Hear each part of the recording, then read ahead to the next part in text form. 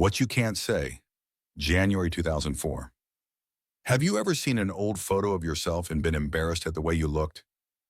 Did we actually dress like that? We did, and we had no idea how silly we looked.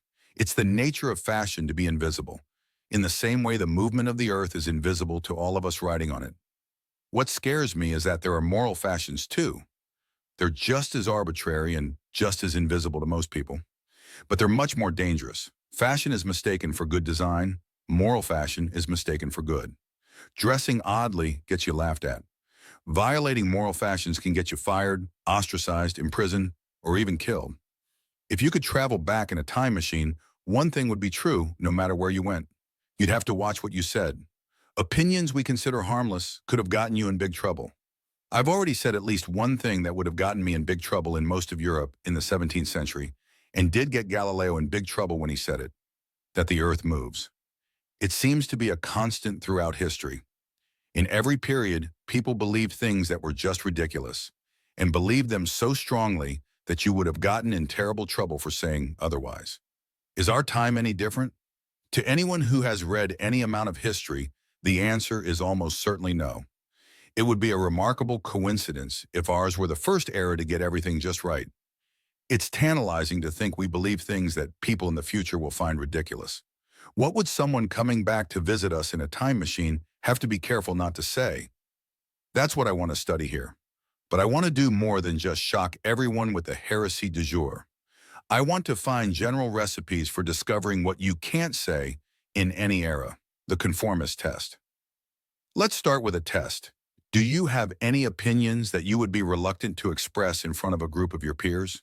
If the answer is no, you might want to stop and think about that. If everything you believe is something you're supposed to believe, could that possibly be a coincidence? Odds are it isn't. Odds are you just think what you're told. The other alternative would be that you independently considered every question and came up with the exact same answers that are now considered acceptable. That seems unlikely because you'd also have to make the same mistakes. Map makers deliberately put slight mistakes in their maps so they can tell when someone copies them. If another map has the same mistake, that's very convincing evidence. Like every other era in history, our moral map almost certainly contains a few mistakes. And anyone who makes the same mistakes probably didn't do it by accident. It would be like someone claiming they had independently decided in 1972 that bell-bottom jeans were a good idea. If you believe everything you're supposed to now, how can you be sure you wouldn't also have believed everything you were supposed to if you had grown up among the plantation owners of the pre-Civil War South, or in Germany in the 1930s, or among the Mongols in 1200, for that matter? Odds are you would have. Back in the era of terms like well-adjusted, the idea seemed to be that there was something wrong with you if you thought things you didn't dare say out loud. This seems backward. Almost certainly there is something wrong with you if you don't think things you don't dare say out loud. Trouble, what can't we say? One way to find these ideas is simply to look at things people do say and get in trouble for. Of course, we're not just looking for things we can't say. We're looking for things we can't say that are true, or at least have enough chance of being true that the question should remain open. But many of the things people get in trouble for saying probably do make it over this second, lower threshold. No one gets in trouble for saying that 2 plus 2 is 5, or that people in Pittsburgh are 10 feet tall. Such obviously false statements might be treated as jokes, or at worst as evidence of insanity, but they are not likely to make anyone mad. The statements that make people mad are the ones they worry might be believed. I suspect the statements that make people maddest are those they worry might be true. If Galileo had said that people in Padua were 10 feet tall, he would have been regarded as a harmless eccentric. Saying the earth orbited the sun was another matter. The church knew this would set people thinking. Certainly, as we look back on the past, this rule of thumb works well. A lot of the statements people got in trouble for seem harmless now. So it's likely that visitors from the future would agree with at least some of the statements that get people in trouble today. Do we have no Galileos? Not likely. To find them, keep track of opinions that get people in trouble, and start asking, could this be true? Okay, it may be heretical, or whatever modern equivalent, but might it also be true? Heresy. This won't get us all the answers, though. What if no one happens to have gotten in trouble for a particular idea yet? What if some idea would be so radioactively controversial that no one would dare express it in public? How can we find these too? Another approach is to follow that word, heresy. In every period of history, there seem to have been labels that got applied to statements to shoot them down before anyone had a chance to ask if they were true or not.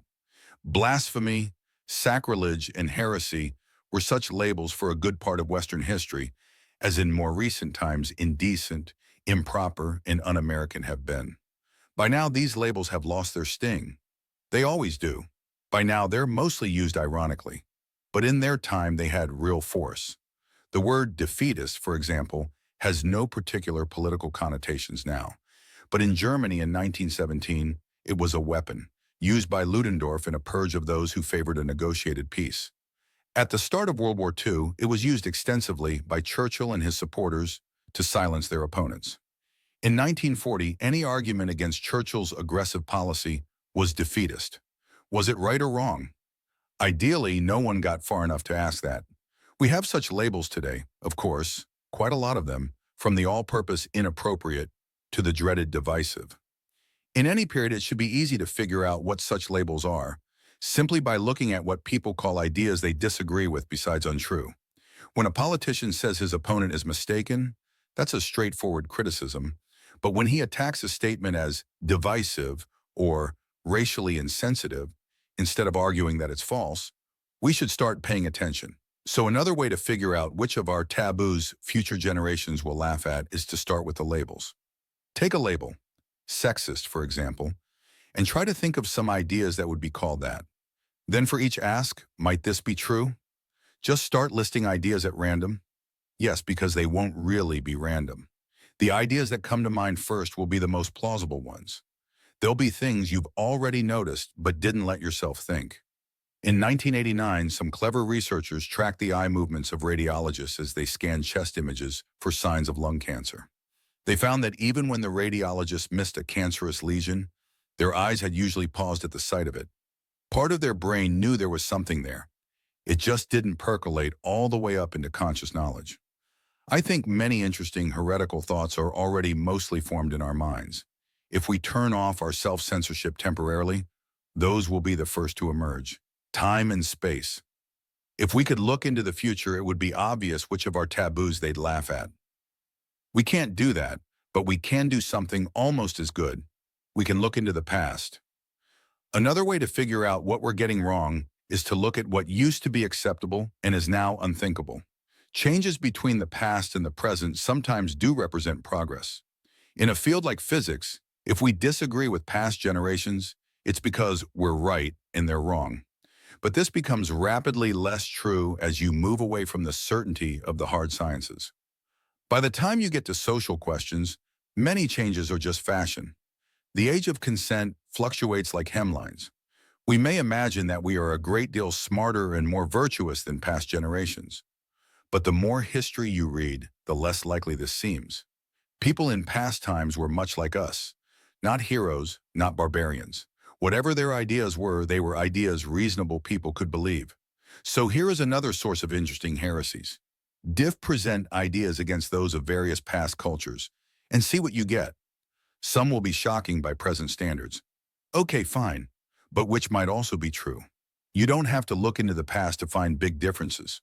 In our own time, different societies have wildly varying ideas of what's okay and what isn't. So you can try diffing other cultures' ideas against ours as well. The best way to do that is to visit them. Any idea that's considered harmless in a significant percentage of times and places, and yet is taboo in ours, is a candidate for something we're mistaken about. For example, at the high watermark of political correctness in the early 1990s, Harvard distributed to its faculty and staff a brochure saying, among other things, that it was inappropriate to compliment a colleague or student's clothes. No more nice shirt. I think this principle is rare among the world's cultures, past or present. There are probably more where it's considered especially polite to compliment someone's clothing than where it's considered improper. Odds are this is, in a mild form, an example of one of the taboos a visitor from the future would have to be careful to avoid if he happened to set his time machine for Cambridge, Massachusetts, 1992. Prigs. Of course, if they have time machines in the future, they'll probably have a separate reference manual just for Cambridge. This has always been a fussy place, a town of I-dotters and T-crossers, where you're liable to get both your grammar and your ideas corrected in the same conversation. And that suggests another way to find taboos. Look for prigs and see what's inside their heads. Kids' heads are repositories of all our taboos. It seems fitting to us that kids' ideas should be bright and clean. The picture we give them of the world is not merely simplified to suit their developing minds, but sanitized as well, to suit our ideas of what kids ought to think. You can see this on a small scale in the matter of dirty words. A lot of my friends are starting to have children now, and they're all trying not to use words like fuck and shit within babies' hearing, lest babies start using these words too.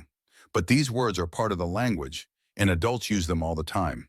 So parents are giving their kids an inaccurate idea of the language by not using them. Why do they do this? Because they don't think it's fitting that kids should use the whole language. We like children to seem innocent. Most adults, likewise, deliberately give kids a misleading view of the world. One of the most obvious examples is Santa Claus. We think it's cute for little kids to believe in Santa Claus. I myself think it's cute for little kids to believe in Santa Claus. But one wonders, do we tell them this stuff for their sake or for ours? I'm not arguing for or against this idea here. It is probably inevitable that parents should want to dress up their kids' minds in cute little baby outfits. I'll probably do it myself.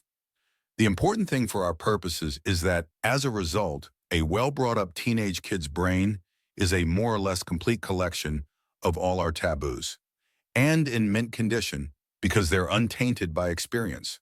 Whatever we think that will later turn out to be ridiculous, it's almost certainly inside that head. How do we get at these ideas? By the following thought experiment. Imagine a kind of latter-day Conrad character who has worked for a time as a mercenary in Africa, for a time as a doctor in Nepal, for a time as the manager of a nightclub in Miami. The specifics don't matter, just someone who has seen a lot. Now imagine comparing what's inside this guy's head with what's inside the head of a well-behaved 16-year-old girl from the suburbs. What does he think that would shock her? He knows the world. She knows, or at least embodies, present taboos. Subtract one from the other, and the result is what we can't say. Mechanism. I can think of one more way to figure out what we can't say, to look at how taboos are created. How do moral fashions arise, and why are they adopted? If we can understand this mechanism, we may be able to see it at work in our own time. Moral fashions don't seem to be created the way ordinary fashions are. Ordinary fashions seem to arise by accident when everyone imitates the whim of some influential person. The fashion for broad-toed shoes in late 15th century Europe began because Charles VIII of France had 6 toes on one foot. The fashion for the name Gary began when the actor Frank Cooper adopted the name of a tough mill town in Indiana. Moral fashions more often seem to be created deliberately. When there's something we can't say, it's often because some group doesn't want us to. The prohibition will be strongest when the group is nervous. The irony of Galileo's situation was that he got in trouble for repeating Copernicus's ideas. Copernicus himself didn't. In fact, Copernicus was a canon of a cathedral and dedicated his book to the Pope. But by Galileo's time, the church was in the throes of the Counter-Reformation and was much more worried about unorthodox ideas. To launch a taboo, a group has to be poised halfway between weakness and power. A confident group doesn't need taboos to protect it. It's not considered improper to make disparaging remarks about Americans or the English. And yet a group has to be powerful enough to enforce a taboo. Coprophiles, as of this writing, don't seem to be numerous or energetic enough to have had their interest promoted to a lifestyle. I suspect the biggest source of moral taboos will turn out to be power struggles in which one side only barely has the upper hand. That's where you'll find a group powerful enough to enforce taboos, but weak enough to need them. Most struggles, whatever they're really about, will be cast as struggles between competing ideas. The English Reformation was at bottom a struggle for wealth and power, but it ended up being cast as a struggle to preserve the souls of Englishmen from the corrupting influence of Rome. It's easier to get people to fight for an idea, and whichever side wins, their ideas will also be considered to have triumphed, as if God wanted to signal his agreement by selecting that side as the victor. We often like to think of World War II as a triumph of freedom over totalitarianism. We conveniently forget that the Soviet Union was also one of the winners. I'm not saying that struggles are never about ideas, just that they will always be made to seem to be about ideas, whether they are or not. And just as there is nothing so unfashionable as the last discarded fashion, there is nothing so wrong as the principles of the most recently defeated opponent. Representational art is only now recovering from the approval of both Hitler and Stalin. Although moral fashions tend to arise from different sources than fashions in clothing, the mechanism of their adoption seems much the same. The early adopters will be driven by ambition, self-consciously cool people who want to distinguish themselves from the common herd. As the fashion becomes established, they'll be joined by a second, much larger group driven by fear. The second group adopt the fashion not because they want to stand out, but because they are afraid of standing out. So if you want to figure out what we can't say, look at the machinery of fashion and try to predict what it would make unsayable. What groups are powerful but nervous, and what ideas would they like to suppress? What ideas were tarnished by association when they ended up on the losing side of a recent struggle? If a self-consciously cool person wanted to differentiate himself from preceding fashions, for example from his parents, which of their ideas would he tend to reject? What are conventional-minded people afraid of saying? This technique won't find us all the things we can't say. I can think of some that aren't the result of any recent struggle. Many of our taboos are rooted deep in the past. But this approach, combined with the preceding four, will turn up a good number of unthinkable ideas. Why, some would ask, why would one want to do this? Why deliberately go poking around among nasty, disreputable ideas? Why look under rocks? I do it, first of all, for the same reason I did look under rocks as a kid, plain curiosity. And I'm especially curious about anything that's forbidden. Let me see and decide for myself. Second, I do it because I don't like the idea of being mistaken. If, like other eras, we believe things that will later seem ridiculous, I want to know what they are so that I, at least, can avoid believing them. Third, I do it because it's good for the brain. To do good work, you need a brain that can go anywhere. And you especially need a brain that's in the habit of going where it's not supposed to. Great work tends to grow out of ideas that others have overlooked, and no idea is so overlooked as one that's unthinkable. Natural selection, for example. It's so simple. Why didn't anyone think of it before? Well, that is all too obvious. Darwin himself was careful to tiptoe around the implications of his theory. He wanted to spend his time thinking about biology, not arguing with people who accused him of being an atheist. In the sciences especially, it's a great advantage to be able to question assumptions. The MO of scientists, or at least of the good ones, is precisely that. Look for places where conventional wisdom is broken, and then try to pry apart the cracks and see what's underneath. That's where new theories come from. A good scientist, in other words, does not merely ignore conventional wisdom, but makes a special effort to break it. Scientists go looking for trouble. This should be the MO of any scholar, but scientists seem much more willing to look under rocks. Why? It could be that the scientists are simply smarter. Most physicists could, if necessary, make it through a PhD program in French literature, but few professors of French literature could make it through a PhD program in physics. Or it could be because it's clearer in the sciences whether theories are true or false, and this makes scientists bolder. Or it could be that, because it's clearer in the sciences whether theories are true or false, you have to be smart to get jobs as a scientist rather than just a good politician. Whatever the reason, there seems a clear correlation between intelligence and willingness to consider shocking ideas.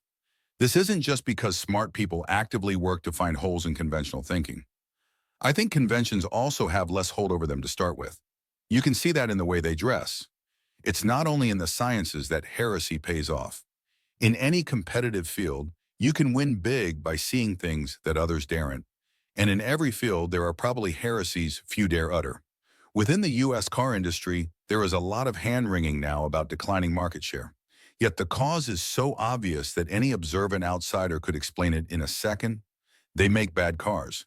And they have for so long that by now the U.S. car brands are anti-brands, something you'd buy a car despite, not because of. Cadillac stopped being the Cadillac of cars in about 1970, and yet I suspect no one dares say this. Otherwise, these companies would have tried to fix the problem. Training yourself to think unthinkable thoughts has advantages beyond the thoughts themselves. It's like stretching. When you stretch before running, you put your body into positions much more extreme than any it will assume during the run. If you can think things so outside the box that they'd make people's hair stand on end, you'll have no trouble with the small trips outside the box that people call innovative. Pensieri stretti. When you find something you can't say, what do you do with it? My advice is don't say it, or at least pick your battles. Suppose in the future there is a movement to ban the color yellow. Proposals to paint anything yellow are denounced as yellowist, as is anyone suspected of liking the color. People who like orange are tolerated but viewed with suspicion. Suppose you realize there is nothing wrong with yellow. If you go around saying this, you'll be denounced as a yellowist too, and you'll find yourself having a lot of arguments with anti-yellowists. If your aim in life is to rehabilitate the color yellow, that may be what you want. But if you're mostly interested in other questions, being labeled as a yellowist will just be a distraction. Argue with idiots, and you become an idiot. The most important thing is to be able to think what you want, not to say what you want. And if you feel you have to say everything you think, it may inhibit you from thinking improper thoughts. I think it's better to follow the opposite policy. Draw a sharp line between your thoughts and your speech. Inside your head, anything is allowed. Within my head, I make a point of encouraging the most outrageous thoughts I can imagine. But, as in a secret society, nothing that happens within the building should be told to outsiders. The first rule of Fight Club is, you do not talk about Fight Club. When Milton was going to visit Italy in the 1630s, Sir Henry Wotton, who had been ambassador to Venice, told him his motto should be I pensieri stretti e il viso sciolto. Close thoughts and an open face. Smile at everyone and don't tell them what you're thinking. This was wise advice. Milton was an argumentative fellow, and the Inquisition was a bit restive at that time. But I think the difference between Milton's situation and ours is only a matter of degree. Every era has its heresies, and if you don't get imprisoned for them, you will at least get in enough trouble that it becomes a complete distraction. I admit it seems cowardly to keep quiet. When I read about the harassment to which the Scientologists subject their critics, or that pro-Israel groups are compiling dossiers on those who speak out against Israeli human rights abuses, or about people being sued for violating the DMCA, part of me wants to say, all right, you bastards, bring it on. The problem is, there are so many things you can't say. If you said them all, you'd have no time left for your real work. You'd have to turn into Noam Chomsky. The trouble with keeping your thoughts secret, though, is that you lose the advantages of discussion. Talking about an idea leads to more ideas.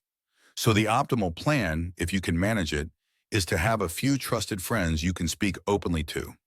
This is not just a way to develop ideas. It's also a good rule of thumb for choosing friends. The people you can say heretical things to without getting jumped on are also the most interesting to know. Viso sciolto? I don't think we need the viso sciolto so much as the pensieri stretti.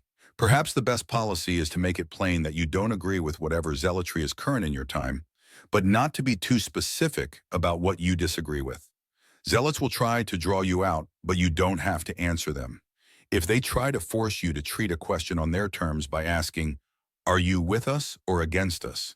You can always just answer, neither. Better still, answer, I haven't decided. That's what Larry Summers did when a group tried to put him in this position.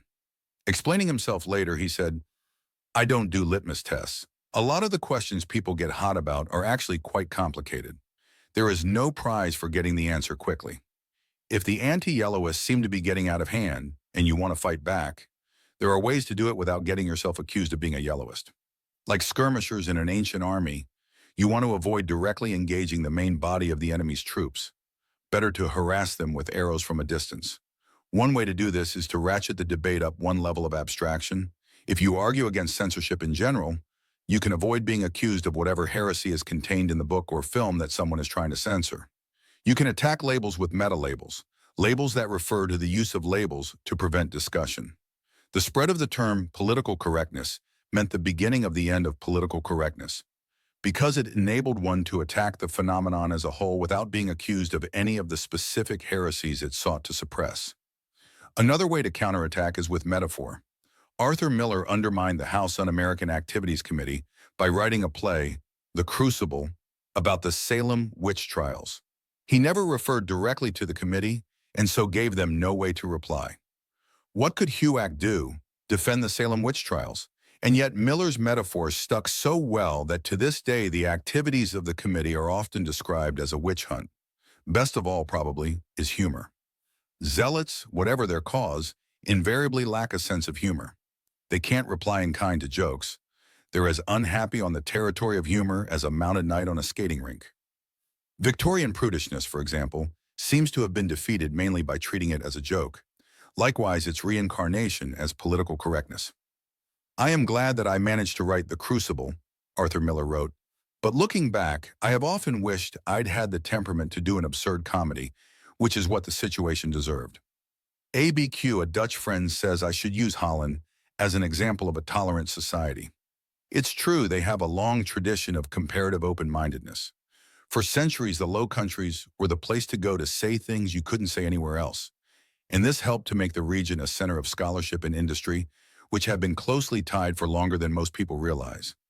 Descartes, though claimed by the French, did much of his thinking in Holland. And yet, I wonder, the Dutch seem to live their lives up to their necks in rules and regulations. There's so much you can't do there. Is there really nothing you can't say? Certainly the fact that they value open-mindedness is no guarantee. Who thinks they're not open-minded? Our hypothetical prim miss from the suburbs thinks she's open-minded. Hasn't she been taught to be? Ask anyone and they'll say the same thing. They're pretty open-minded, though they draw the line at things that are really wrong. Some tribes may avoid wrong as judgmental and may instead use a more neutral-sounding euphemism like negative or destructive. When people are bad at math, they know it because they get the wrong answers on tests. But when people are bad at open-mindedness, they don't know it. In fact, they tend to think the opposite. Remember, it's the nature of fashion to be invisible. It wouldn't work otherwise. Fashion doesn't seem like fashion to someone in the grip of it. It just seems like the right thing to do. It's only by looking from a distance that we see oscillations in people's idea of the right thing to do and can identify them as fashions. Time gives us such distance for free. Indeed, the arrival of new fashions makes old fashions easy to see because they seem so ridiculous by contrast. From one end of a pendulum swing, the other end seems especially far away. To see fashion in your own time, though, requires a conscious effort. Without time to give you distance, you have to create distance yourself. Instead of being part of the mob, stand as far away from it as you can and watch what it's doing. And pay especially close attention whenever an idea is being suppressed. Web filters for children and employees often ban sites containing pornography, violence, and hate speech. What counts as pornography and violence? And what exactly is hate speech? This sounds like a phrase out of 1984. Labels like that are probably the biggest external clue. If a statement is false, that's the worst thing you can say about it. You don't need to say that it's heretical. And if it isn't false, it shouldn't be suppressed. So when you see statements being attacked as Xist or Y-iking, substitute your current values of X and Y, whether in 1630 or 2030, that's a sure sign that something is wrong. When you hear such labels being used, ask why, especially if you hear yourself using them. It's not just the mob you need to learn to watch from a distance. You need to be able to watch your own thoughts from a distance. That's not a radical idea, by the way. It's the main difference between children and adults. When a child gets angry because he's tired, he doesn't know what's happening. An adult can distance himself enough from the situation to say, "Never mind, I'm just tired." I don't see why one couldn't, by a similar process, learn to recognize and discount the effects of moral fashions. You have to take that extra step if you want to think clearly. But it's harder because now you're working against social customs instead of with them. Everyone encourages you to grow up to the point where you can discount your own bad moods. Few encourage you to continue to the point where you can discount society's bad moods. How can you see the wave when you're the water? Always be questioning. That's the only defense. What can't you say? And why? Notes. Thanks to Sarah Harlan, Trevor Blackwell, Jessica Livingston, Robert Morris, Eric Raymond, and Bob Vander Zwaan for reading drafts of this essay, and to Lisa Randall, Jackie McDonough, Ryan Stanley, and Joel Rainey for conversations about heresy. Needless to say, they bear no blame for opinions expressed in it, and especially for opinions not expressed in it.